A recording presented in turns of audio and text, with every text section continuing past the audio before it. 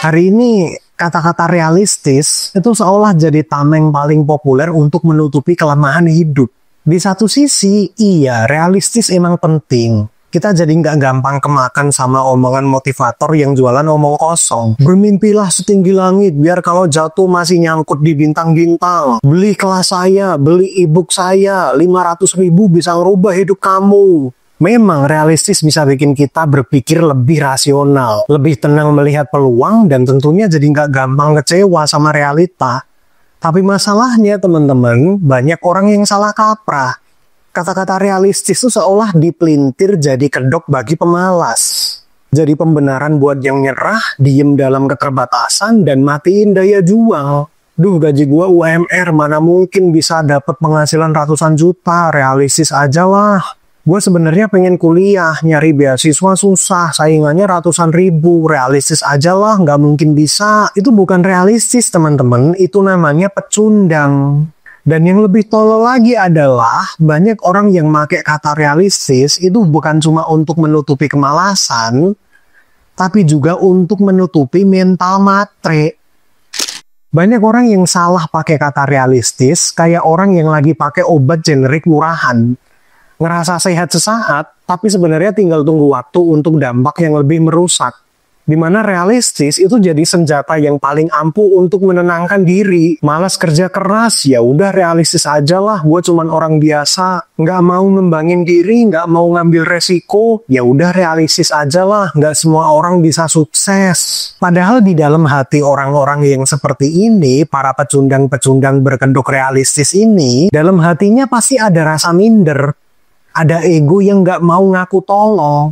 Ada nyali yang udah ciut sebelum tanding. Kata-kata realistis ini akhirnya bukan bikin orang ngerasa sehat mental, tapi malah bikin candu jadi pecundang. Ibaratnya kayak orang yang lagi sakit tapi nggak mau minum obat yang bener. Cuman ngandelin vitamin sama motivasi. Biar ngerasa aman, biar ngerasa sembuh. Padahal aslinya masih sakit. Realistis sama pesimis itu bedanya tipis. Dan kebanyakan orang hari ini yang mereka sebut realistis, dan kebanyakan orang hari ini yang mereka sebut realistis, sebenarnya cuman pesimis yang ngerasa pinter. Bilang gak bisa karena logika, padahal cuman males nyoba. Bilang gak mungkin karena rasional, padahal cuman takut gagal. Dan lucunya teman-teman, orang-orang kayak gini di zaman sekarang itu kelihatan so bijak. Di tongkrongan, orang-orang seperti ini yang so bijak ini, mereka tuh paling jago banget untuk ngomong, ya udahlah realistis aja, nggak usah banyak mimpi.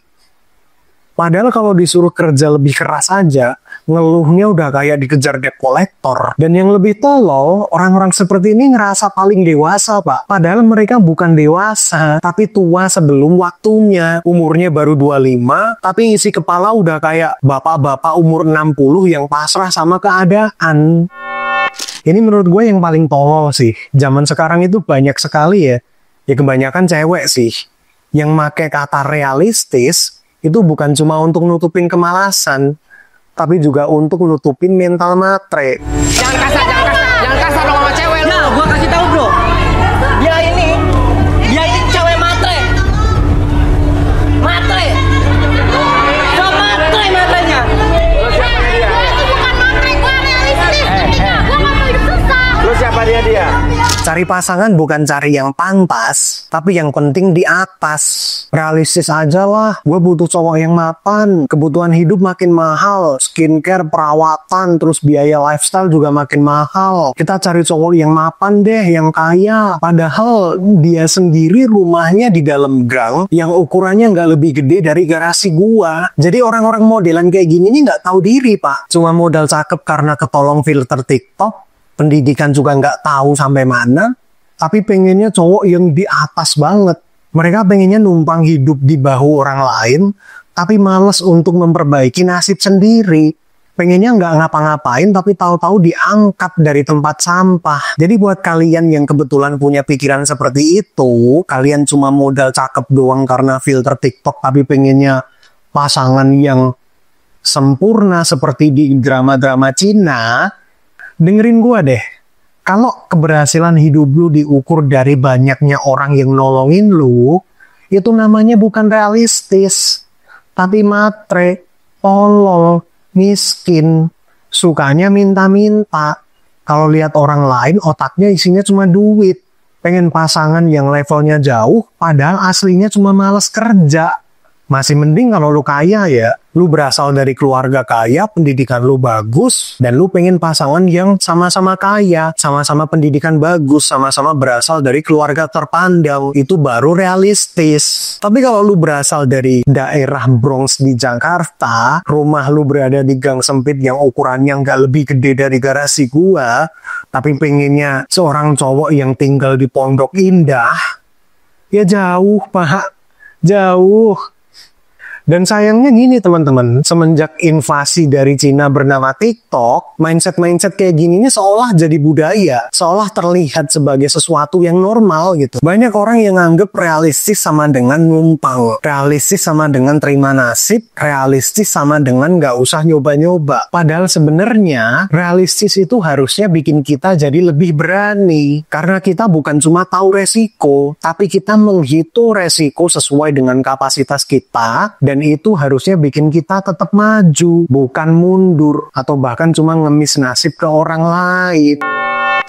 Realistis itu bukan berarti membunuh mimpi teman-teman, tapi justru realistis itu harusnya membuat jalan ke mimpi kita jadi lebih jelas. Kalau gaji lu sekarang cuma UMR, lu boleh kok punya mimpi untuk punya penghasilan ratusan juta. Apakah itu mungkin? Mungkin aja. Itu bukan halu teman-teman. Yang halu itu kalau lu pengen kaya tapi kerja keras dikit aja udah ngeluh, nyalain keadaan, terus ngumpet di balik kata realistis. Realistis itu tentang mengerti kapasitas diri sendiri, teman-teman. Kalau lu sekarang masih kecil, ya udah terima dulu. Tapi bukan berarti lu berhenti. Coba aja dulu, ukur segimana besar resikonya, dan pikirin gimana caranya mencapai itu tanpa mengorbankan hal-hal yang lain. Jadi meskipun lu tahu prosesnya panjang dan menyakitkan, tapi lu menghitung resiko biar nggak mati di tengah jalan. Itu baru realistis.